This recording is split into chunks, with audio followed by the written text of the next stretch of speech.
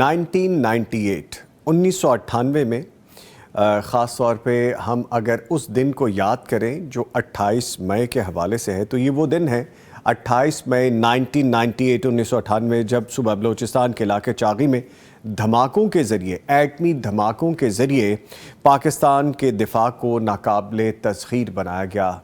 पाकिस्तान मुल्क खुदादाद पाकिस्तान अपनी एक शनाख्त ये बना पाया, और इसमें सिर्फ़ एक शख्स का हाथ नहीं, इसमें सिर्फ़ किसी एक शख्सियत के बारे में बात नहीं, इसमें बाकायदा एक जद्दोजहद, इसमें एक मेहनत, इसमें एक लगन, इसमें एक विज़न, बड़ा एक लंबा जर्नी है।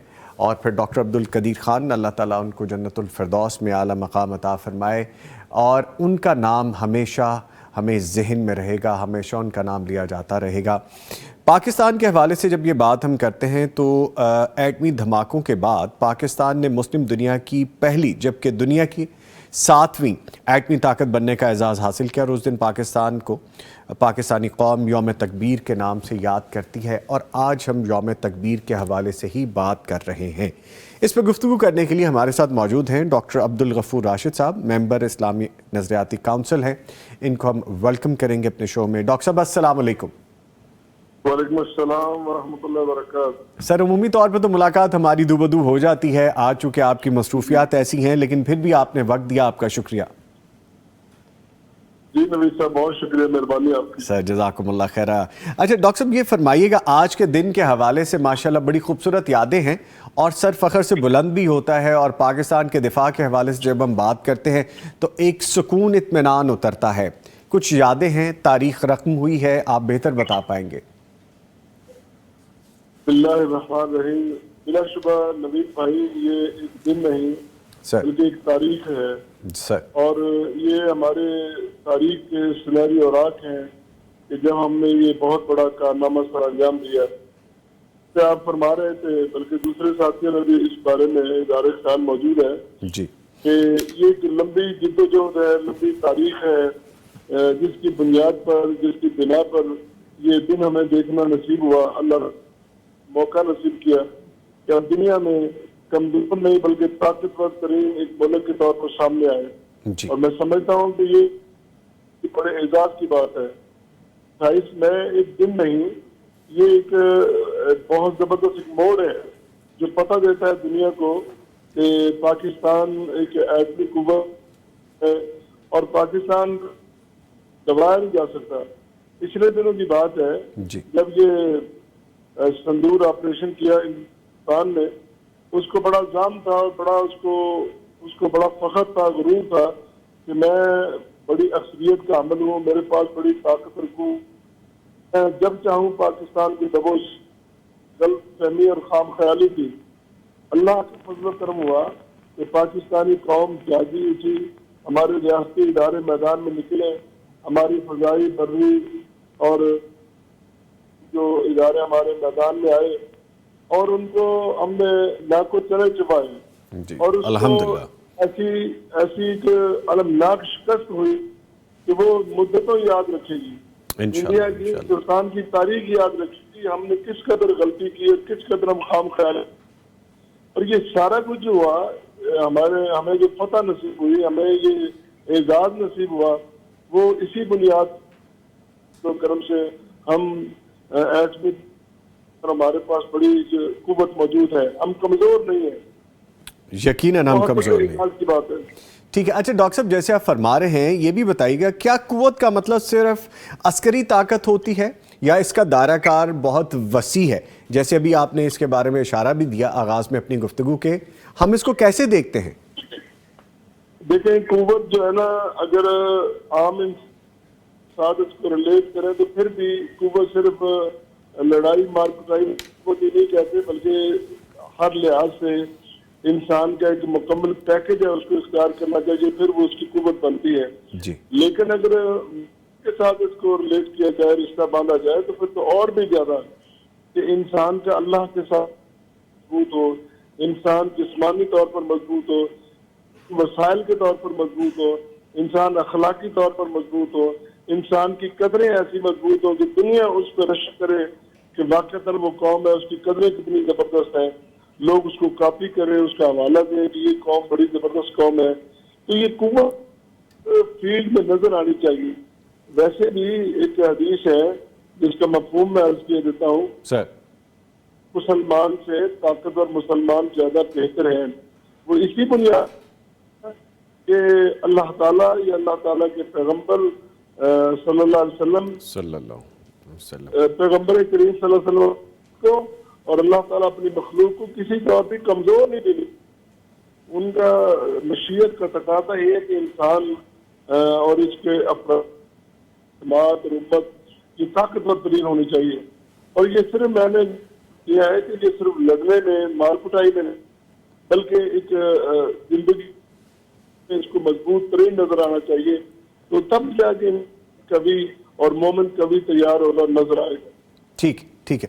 اچھا سر، میں ویسے پوچھنے والا تھا آپ سے کہ ایٹمی طاقت کا جو شکر ہے اور اس کی ذمہ داری کے جو تقاضے ہیں وہ اسلامی تعلیمات کی روشنی میں کیا ہیں، آپ نے کچھ بتا بھی دیا ہے۔ بات کو تھوڑا اگر ہم آگے لے کے چلیں تو یہ بھی فرمائیے گا کہ کیا ایٹمی طاقت کو دوسرے ممالک کو ڈرانے کے لیے بھی استعمال کیا جا سکتا ہے؟ کیونکہ دنیاوی طور پہ اگر ہم دیکھیں تو اپنی طاقت کا اظہار کرنا بھی ضروری ہے، طاقت دکھانا، دھاک بٹھانا بھی ضروری ہے۔ کہ یہ صرف ڈرانا دھمکانا ہی مقصود نہیں ہوتا۔ ایک عام سی بات ہے، معاشرے میں کہتے ہیں فلاں جو شخص ہے وہ بڑا شریف آدمی ہے، لیکن اگر اس کو تکلیف پہنچائی یا غضب پہنچائی تو وہ ہمیں چھوڑے گا نہیں۔ یعنی انسان کو یا انسانی معاشرے کو یا ملک کو، ریاست کو اس قدر قوی اور طاقتور ہونا چاہیے کہ لوگ کریں کہ اس کو دبوچا نہیں جا سکتا، نوالا نہیں بنایا جا سکتا، تر نوالا نہیں بنایا جا سکتا، اس کے پاس قوت اور طاقت موجود ہے۔ یہ مقصد، اس کا مقصد یہ قطعاً نہیں ہے کہ ہم اس کی نمائش کرتے رہیں کہ دیکھو ہمارے پاس قوت ہے، بلکہ از خود ہی اس کا پتہ ہوتا ہے کہ فلاں شخص، فلاں معاشرہ، فلاں قوم، فلاں ملت، فلاں ریاست وہ اتنی مضبوط ہے اس کو تر نوالا نہیں بنایا جا سکتا۔ یہ ہے اصل مفہوم تیاری کا اور اس کی ایٹمی قوت ہونے کا۔ ہم نے اعتبار سے، تاریخ کے اعتبار سے یا جو یوں سمجھ لیں کہ طاقت کی دوڑ لگی ہوئی ہے، اس حساب سے ہمارے اکابر نے، ہماری ذمہ داران ملت نے کام کیا ہے۔ انہوں نے بر وقت فیصلہ کیا اور بر وقت اس کی تیاری کی، اور پھر اس کے لیے ہم نے بہت ساری مصائب و آلام بھی اٹھائے اور بہت ساری ہم نے مصیبتیں بھی اٹھائی۔ بلا شبہ جس کا کردار ہے اس کو اپریشیٹ کرنا چاہیے، اس کو زیادہ تحسین دینا چاہیے کہ انہوں نے بر وقت فیصلہ کر کے بڑا دنیا میں ایک طاقتور ملک کے طور پر سامنے آئے۔ اچھا ڈاکٹر صاحب، جس طرح آپ یہ فرما رہے ہیں، ایک چیز اور بھی بتائیے، دین اسلام کی روشنی میں اپنے دفاع کو مضبوط بنانے کے لیے، اپنے دفاع کو مضبوط سامنے پیش کرنے کے لیے کتنا ضروری ہوتا ہے کہ اپنی ساکھ کو، اپنی سلامتی کو بحال رکھنے کے لیے اپنے دشمن پہ دھاک بٹھائی جائے؟ دیکھیں، تاریخ ہمیں یہ بتلاتی ہے کہ قومیں قطعاً کامیاب نہیں ہوئی جن کی تیاری نہیں کی، جنہوں نے از خود، جنہوں نے بر وقت اپنے آپ کو تیار نہیں کیا، وہ صفحہ ہستی سے لٹکی۔ اور تاریخ نے ہمیں یہ بھی بتلایا ہے کہ نام میں وہی ہوئی ہیں کہ جن کے پاس طاقت تھی، قوت تھی، تربیت تھی، عسکری تربیت تھی، اور بلکہ معاشرتی اور معاشی حالت بہت اعلیٰ تھی، وہ قومیں ہمیشہ چلی ہیں۔ اسی بنیاد پر اسلام بھی تم اپنی تیاری رکھو۔ اسلام ہمیں قطعاً نہیں کہتا کہ ہم معاشی طور پر کمزور ہو جائیں، معاشرتی طور پر کمزور ہو جائیں، اخلاقی طور پر کمزور ہو جائیں، دینی طور پر کمزور ہو جائیں اور تعلق اور راز ہم کمزور ہو جائیں، بلکہ ہمیں تمام شعبہ زندگی میں اسلام ہمیں یہ قائل فرمائی کرتا ہے کہ ہمیں اپنی پوری کرنا چاہیے۔ مثلا ود ان کنٹری ہماری ہمیں جو عام شہری ہے حقوق کے عدل و انصاف کا بول بالا ہو، اور عسکری تربیت کیا نام ہے قوت کو بھی پوری ہونی چاہیے۔ اس کے ساتھ دنیا میں رہنا ہے تو اسلام ہمیں گائیڈ کرتا ہے کہ ہمارے ثقافتی تعلقات بھی بڑے زبردست ہونے چاہیے۔ دوسروں کو پتہ ہونا چاہیے کہ ہم ایک زندہ قوم ہے، طاقتور، نہ ہم بزدل ہیں نہ ہم کمزور ہیں۔ اسلام کی مختلف مواقع پہ قرآن کے حدیث میں بہت سارے شواہد اور دلائل موجود ہیں جس سے ہمیں پتہ چلتا ہے کہ ہمیں ایک طاقتور ترین قوم بن کر سامنے آنا چاہیے.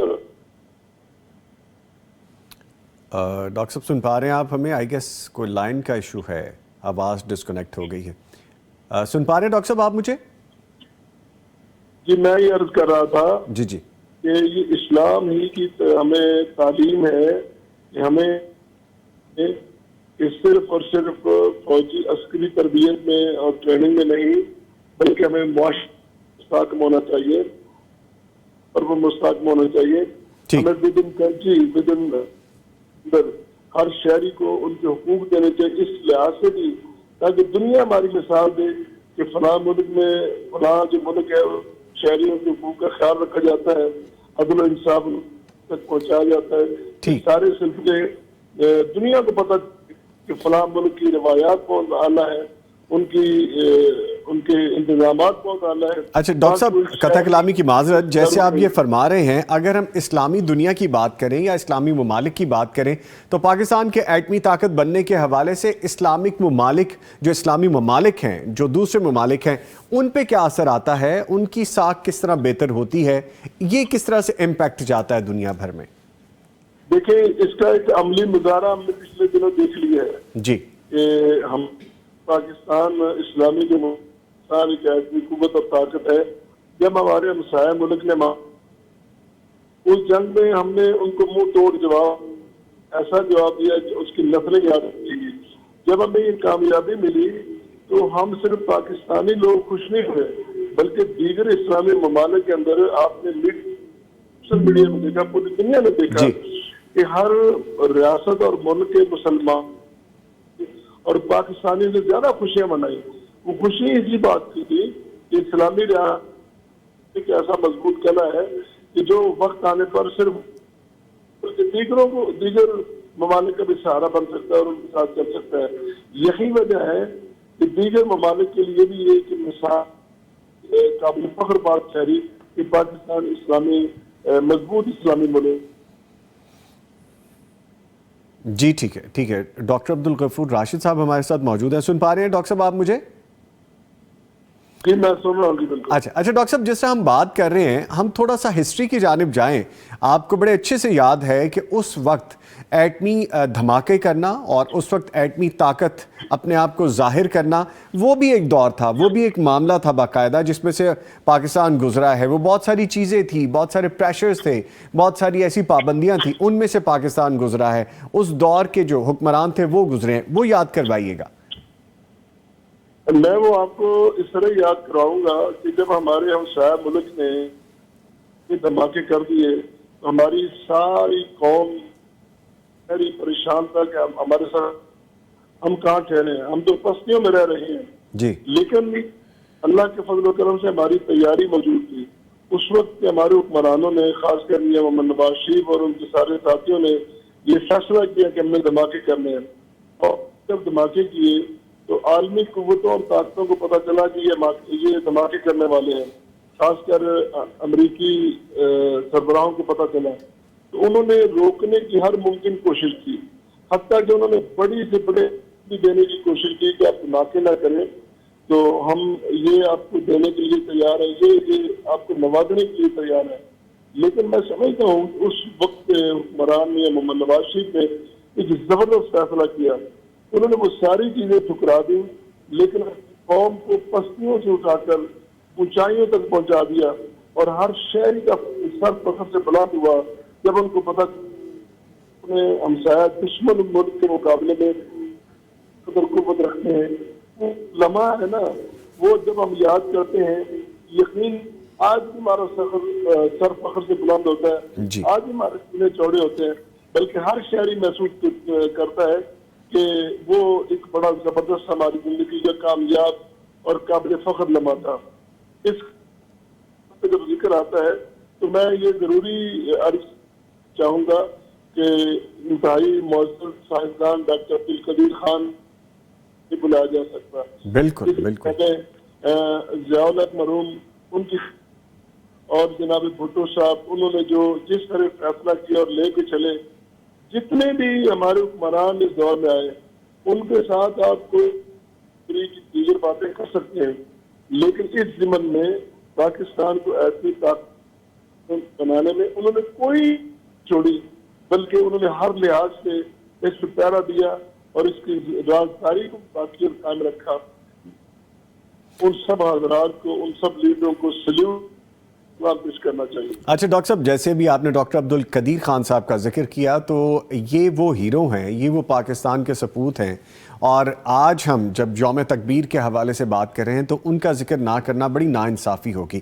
ڈاکٹر عبد القدیر خان کا کردار اس میں بڑا اہم رہا، اور آج جب ہم پاکستان کے دفاع کو ناقابل تسخیر بنانے کے حوالے سے بات کرتے ہیں تو کریڈٹ ان کو بھی جاتا ہے خاص طور پہ، فرمائیے گا۔ بلا شبہ ڈاکٹر عبد القدیر خان یہ شخصیت ہے جنہوں نے بیرون ملک اپنی پورا خواہش چھوڑی اور بہت ساری جو اپنے معاملات چھوڑ کے ترک کر کے پاکستان آئے، اس زندگی کے مقابلے میں مشکل زندگی اختیار کی اور مشکل ترین زندگی اختیار کی، لیکن ان کے سامنے ایک مقصد تھا، نصب العین تھا کہ میں نے پاکستان کو دنیا کا ممتاز ترین ملک بنانا ہے۔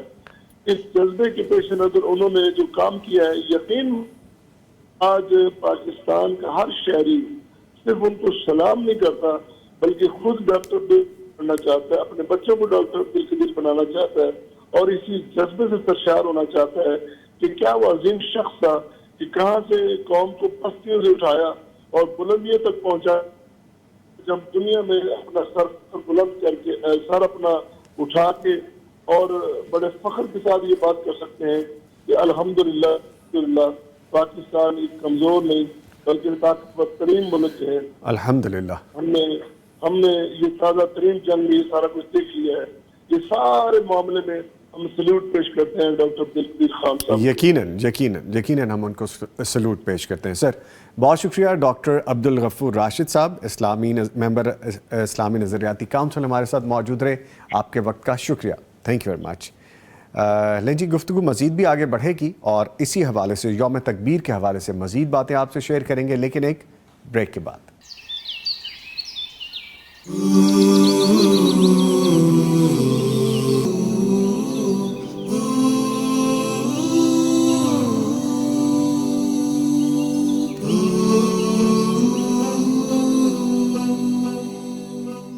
پاکستان ایٹامک انرجی کمیشن کے مطابق 28 مئی کو کیے گئے ٹیسٹ سے ریکٹر اسکیل پر زلزلے کے 5.0 سگنل پیدا ہوئے، جس کی مجموعی پیداوار KT40 KT40 تک ہے۔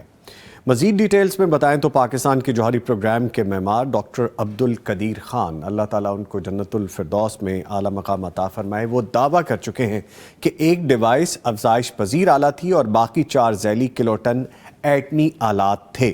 اس کے بعد 30 مئی 1998 کو پاکستان نے 12 کلو ٹن کی پیداوار کے ساتھ ایک اور جوہری تجربہ کیا۔ اس میں مزید بات کریں گے، ہمارے ساتھ ایک سینئر صحافی ہیں، ممبر اسلامی نظریاتی کونسل ہیں، معروف صحافی ہیں، ان کو میں اکثر استادوں کی طرح ہی مانا کرتا ہوں، استادوں میں سے ہیں، اور بہت ساری چیزیں ہم ان سے جانتے ہیں، سیکھتے ہیں، ہسٹری پہ بڑی دسترس ہے، اور بہت ساری چیزیں ایسی بتاتے ہیں یہ کہ جن کو جاننے کے بعد ہمیں علم ہوتا ہے کہ شاید علم ابھی اور حاصل کرنے کی ضرورت ہے۔ میرے ساتھ موجود ہیں ڈاکٹر رانا شفیع خان پسوری صاحب۔ ڈاکٹر صاحب السلام علیکم۔ وعلیکم السلام ورحمۃ اللہ وبرکاتہ۔ سر شکریہ آپ کے وقت کا، آپ نے وقت نکالا آج کے، شکریہ آپ نے یاد فرمایا، جزاکم اللہ خیر۔ سر آج کے دن کے حوالے سے ہم بات کر رہے ہیں، یوم تکبیر کے حوالے سے بات کر رہے ہیں، تاریخ ایک دسترس ہے آپ کی اس پہ ماشاءاللہ، بڑے اچھے طریقے سے چیزوں کو آپ بتاتے ہیں، تو اس تاریخ کے حوالے سے بھی ہمیں آگاہ کیجیے گا کہ قومی خود مختاری اور دفاع کی اسلام میں جو اہمیت ہے، سب سے پہلے یہ ڈسکس کر لیں، پھر آگے بڑھتے ہیں۔ بالکل وجہ فرمایا۔ میں اس کا آغاز کروں گا مصور پاکستان حضرت علامہ ڈاکٹر محمد اقبال کے فکرے سے کہ ہے جرم ضعیفی کی سزا مرگ مفاجات۔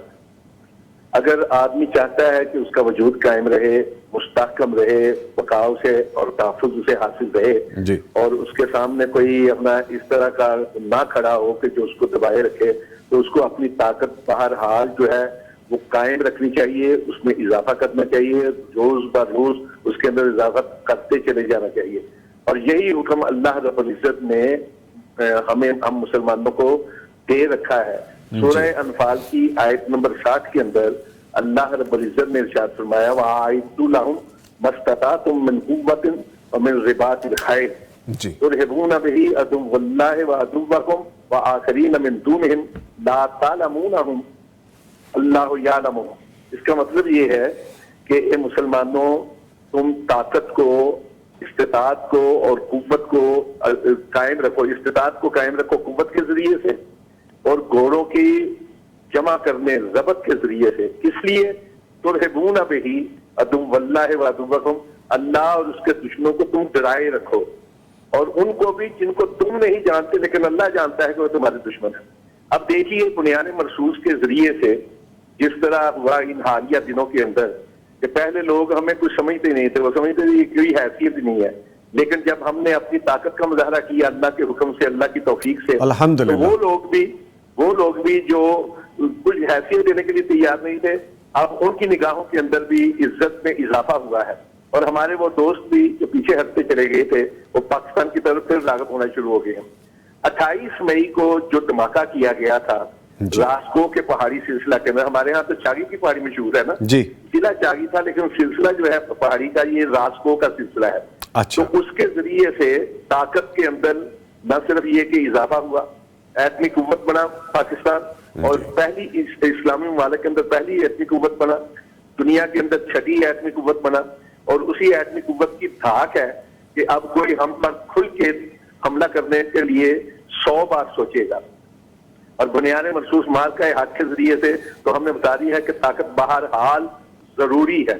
और मैं यहाँ खराज तहसीन पेश करना चाहता हूँ उन तमाम अफराद को, खा वो सियासतदान थे, खा वो साइंसदान थे, खा वो हमारे मुहाफिज थे, उन सब को जिन्होंने एटमी कुव्वत के हसूल में किसी तरह का भी कोई किरदार अदा किया है। ठीक है। अच्छा सर, ये फरमाएगा कि जो दुश्मन के खिलाफ मुकाबले की तैयारी रखने के हवाले से अभी जैसे हमने बात भी की है, और उस पर रोब तारी रखना, ये दोनों चीज़ें किस हद तक ज़रूरी हैं और इसके बारे में हमें दीन क्या सिखाता है?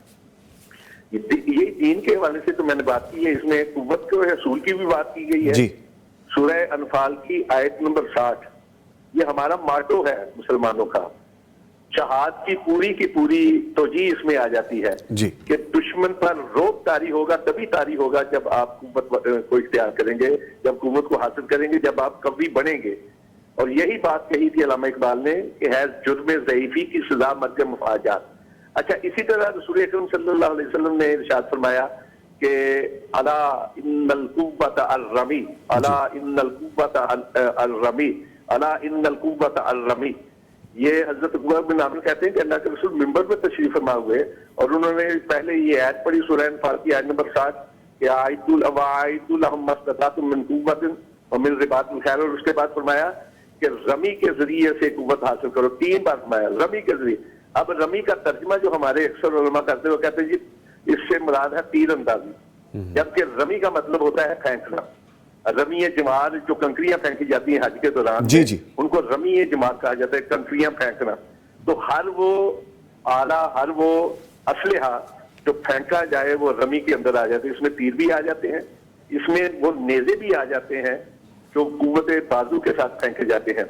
और अगर आज की इस तरह इस्तेमाल की जाए तो इसके अंदर मिसाइल भी आ जाते हैं और इसके अंदर बम भी आ जाते हैं। आपने देखा कि रमी ही कुव्वत है। आपने अपने मिसाइलों के जरिए से सिर्फ 3 घंटे के अंदर दुश्मन को नाक रगड़ने पे मजबूर कर दिया और माफिया मांगने पे मजबूर कर दिया, और सुलह के लिए गैर अक़वाम के सामने उसको घुटनों के बल, सर के बल झुकने पे मजबूर कर दिया। ठीक।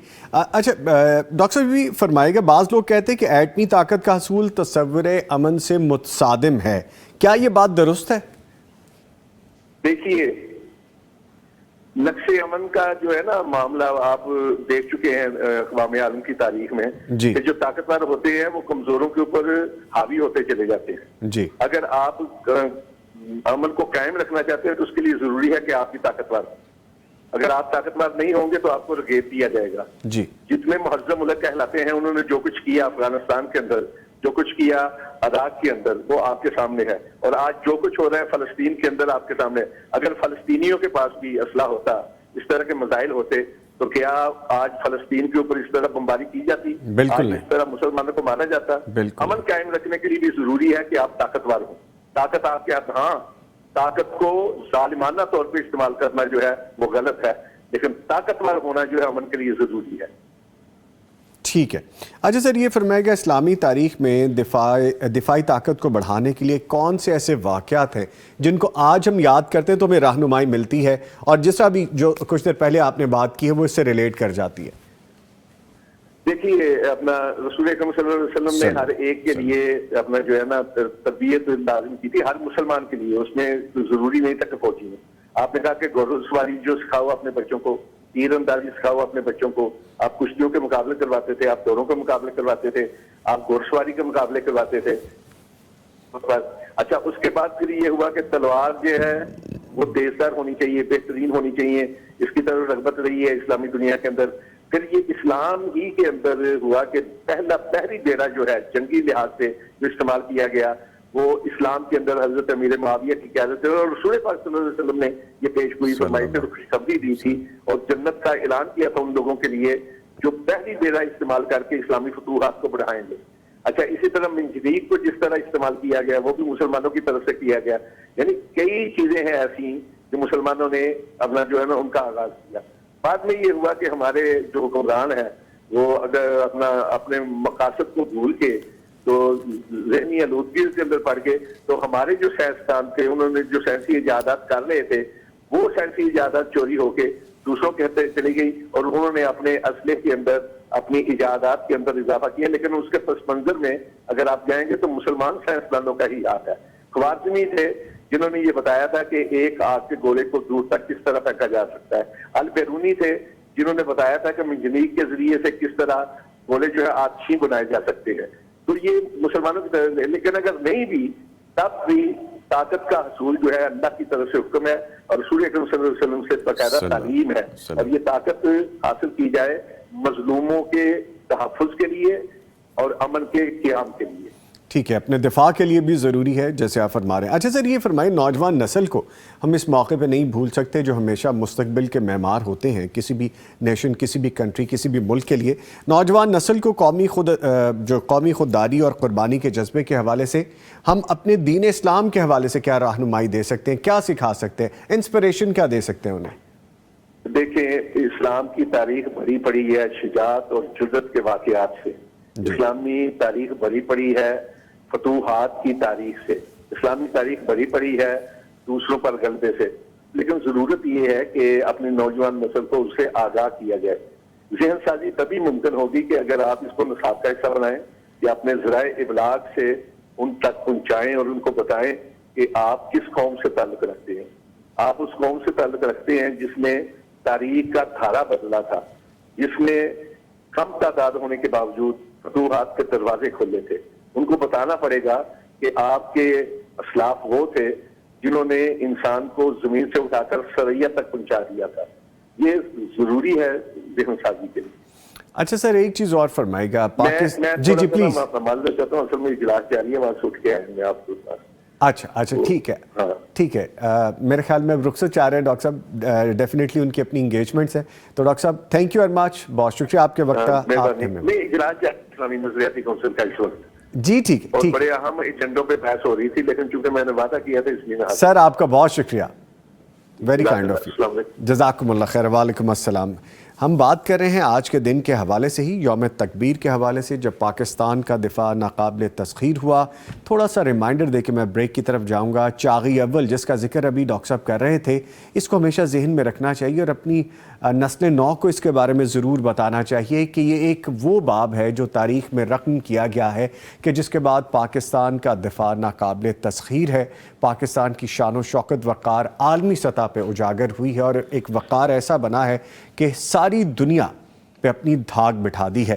یاد کیجئے وہ وقت کہ یہ جو جوہری تجربہ ہے یہ بلوچستان کے ضلع چاغی کے راسکو پہاڑوں میں کیا گیا۔ چاغی اول پاکستان کا ایٹمی ہتھیاروں کا پہلا تجربہ تھا۔ یہ 11 اور 13 مئی 1998 کو ہندوستان کے دوسرے جوہری تجربوں کا اسٹریٹیجک جواب تھا۔ آئی ریپیٹ دس، اسٹریٹیجک جواب تھا جس کو دینا بہت ضروری تھا اور جو کہ دیا گیا، اور ان ٹیسٹ کی کل تعداد 6 تھی۔ تھوڑا سا اور آگے بڑھ جائیے. آپریشن بریسٹا 6 آپ کو یاد ہوگا. جن لوگوں نے یہ دور دیکھا ہے, جن لوگوں کو یہ ہسٹری یاد ہے, ان کو چاہیے اپنے بچوں کو, ہمیں چاہیے ہم اپنے بچوں کو بتائیں, اپنے نوجوان نسل کو بتائیں. معاملہ کچھ یوں تھا کہ بھارتی فوج کے ذریعے منصوبہ بندی اور اس پر عمل درآمد کیا جانے والا آپریشن بریسٹا سٹیکس, کچھ لوگ اس کو بریسٹا سٹیکس کہتے ہیں, کچھ لوگ اس کو کہتے ہیں بریسٹا 6, دونوں طرح سے اس کا نام لیا جاتا ہے. ہندوستان کی ریاست راجستھان میں ہندوستان کی مسلح افواج کا ایک مشترکہ اسلحہ فوجی مشق جو جاری تھی, ایک ایکسرسائز جاری تھی, اور اس میں جو پاکستان کی سرحد سے بالکل قریب متصل ہے یہ, اور یہ 1986 میں ہوا تھا. یہ تھوڑا سا مزید اس کے بارے میں جانیں, آپ کو جان کے یہ حیرانگی بھی ہوگی, اور جنہوں نے پہلی دفعہ یہ بات سنی ہے یا سن رہے ہوں گے ان کو یہ بھی ہوگا کہ کیسی مضحکہ خیز بات ہے کہ آپ اتنی بڑی تعداد میں فوج کو لے کے وہاں پہ پہنچ رہے ہیں اور کہہ رہے ہیں کہ ایک جنرل ایکسرسائز ہے, یہ آرمی ڈرل ہے. دیٹ از ناٹ پاسبل, یہ ممکن نہیں ہے. یہ کیا تھا یہ اب آپ آگے جان لیجئے کہ جب ہندوستان نے دعویٰ کیا کہ یہ کارروائی محض ہندوستانی جنگ میں نئے تصورات کی جانچ پڑتال کے لیے کی گئی ہے, یعنی نئی ایکسرسائز کی جا رہی ہے, اور تعداد دیکھیے کتنی ہے, 6 لاکھ سے زائد ہندوستانی فوجیوں کو پاکستان کی سرحد کے قریب جمع کیا گیا تھا. 6 لاکھ فوجیوں کو اکٹھا کیا گیا سرحد پہ اور کہا گیا کہ یہ ڈرل ہو رہی ہے, ایکسرسائز ہو رہی ہے, نئے تجربات ہو رہے ہیں.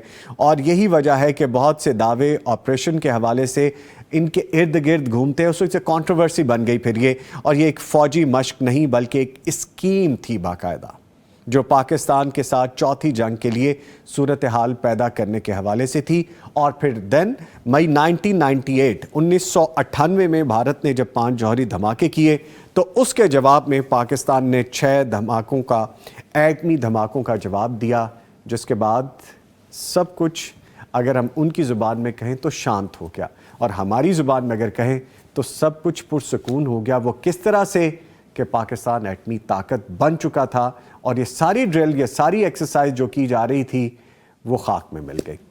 اس پہ مزید بات کریں گے, ایک وقفے کی طرف جا رہے ہیں اور اس کو مزید آگے آپ کی طرف لے کے آئیں گے, کچھ اور چیزیں بتائیں گے. ملتے ہیں ایک بریک کے بعد.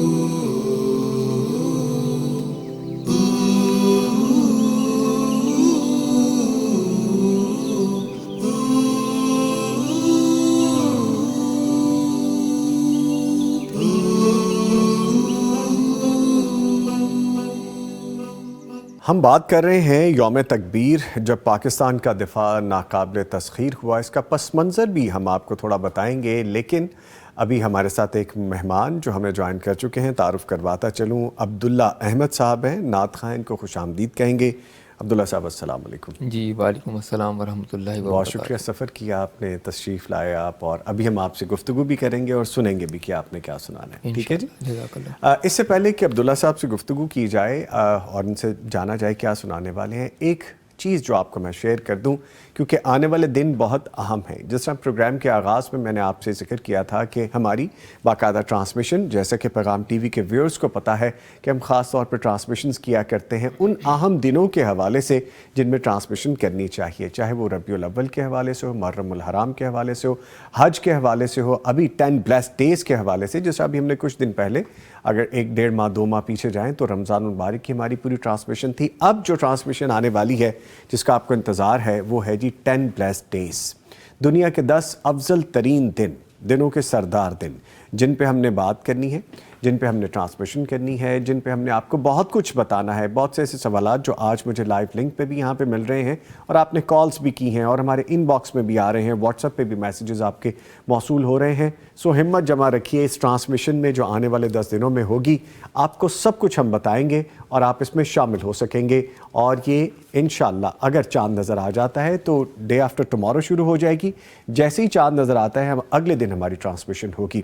اور یہ 10 دن کی ٹرانسمیشن میں آپ لائیو کالز بھی کر سکتے ہیں, اپنے سوالات جوابات بھی جان سکتے ہیں اور اپنی رائے کے بارے میں آگاہ بھی کر سکتے ہیں. مارننگ میں ٹرانسمیشن چلے گی صبح میں 10 سے 12 بجے تک لائیو, اور حج کے دن میں جس دن حج انشاءاللہ پرفارم کیا جائے گا, ادائیگی ہوگی, اس دن ہم ہو سکتا ہے کہ 3-4 بجے تک بھی آپ کے ساتھ رہیں, جس طرح پچھلے سال بھی آپ سے ملاقات رہی ہے, اور ہم لائیو وہ بھی آپ کو دکھائیں گے, وہ روح پرور مناظر دکھائیں گے, وہ مقامات دکھائیں گے, وہ سارے ایسے نظارے دکھائیں گے جس کو دیکھنے کے لیے آنکھیں ترستی ہیں, اور ہم سب خواہش بھی کرتے ہیں وہاں پہ جانے کی. جب تک ہم جا نہیں سکتے فزیکلی, اللہ تعالی ہم سب کو بار بار جانے کی سعادت نصیب فرمائے, جب تک جا نہیں سکتے ہم اپنی ٹی وی اسکرین پہ دیکھ سکیں گے, پیغام کی اسکرین سے آپ دیکھ سکیں گے, پیغام کی اسکرین سے آپ وہ مناظر اپنے اندر اتار سکیں گے. سو اس ٹرانسمیشن کو مس مت کیجیے گا. ان میں ہم حج پر جو گئے ہمارے مفتیان کرام ہیں, جو ہم سے منسلک وہ لوگ ہیں, جو ہمارے پروگرام کا حصہ بنتے ہیں, ہماری ٹرانسمیشنز کا حصہ بنتے ہیں, جن کو اللہ تعالیٰ نے سعادت بخشی ہے اس سال کہ وہ حج کی ادائیگی کے لیے وہاں پہ موجود ہیں, ہم ان کو بھی لائیو لیں گے. آپ کو یاد ہے نا کہ 2-3 سال پہلے مفتی مولانا محمد اجمل بھٹی صاحب وہاں پہ موجود تھے, تو ہم نے ان کو لائیو لیا تھا, وہاں کے حالات جانے تھے, وہاں کی سچویشن, موسم گرمی کے حوالے سے, انتظامات کے حوالے سے, حجاج کرام کے حوالے سے, ادائیگی کے حوالے سے, عرفات و منی کے حوالے سے, وہ ساری چیزیں ہم نے ان سے جو اس وقت ڈسکس کی تھی, اس سال بھی ہم انشاءاللہ ایک آدھے دن کے بعد وہ ڈسکس کریں گے. اور ایک اور اچھی بات یہ ہے کہ جیسے صبح 10 سے 12 اور پھر حج کے دن میں اس کو مزید آگے ہم بڑھا بھی لیں گے, اسی طرح سے یہ لائیو ٹرانسمیشن ہم رات کو بھی آپ کے ساتھ کرنے والے ہیں. 10 بلیسڈ ڈیز کے 2 پارٹ ہیں, ایک مارننگ کا اور ایک ایوننگ کا. ایوننگ میں علی امیس ہمارے بھائی ہیں, وہ اس کو ہینڈل کریں گے, اور یہ 8 سے 10 رات کو چلے گی, اور یہ 10 ڈیز 9 to 10 ڈیز اسی طرح چلے گی, جس میں 3 مفتیان کرام ہوں گے. اب آپ جاننا چاہیں گے کہ وہ کون سے مفتیان کرام ہیں. آپ کی جانی پہچانی شخصیات ہیں, مفتی مولانا نعمان فاروقی صاحب موجود ہیں, مفتی عبدالولی خان صاحب موجود ہیں, اور مفتی ڈاکٹر مولانا محمد اجمل بھٹی صاحب بھی موجود ہیں.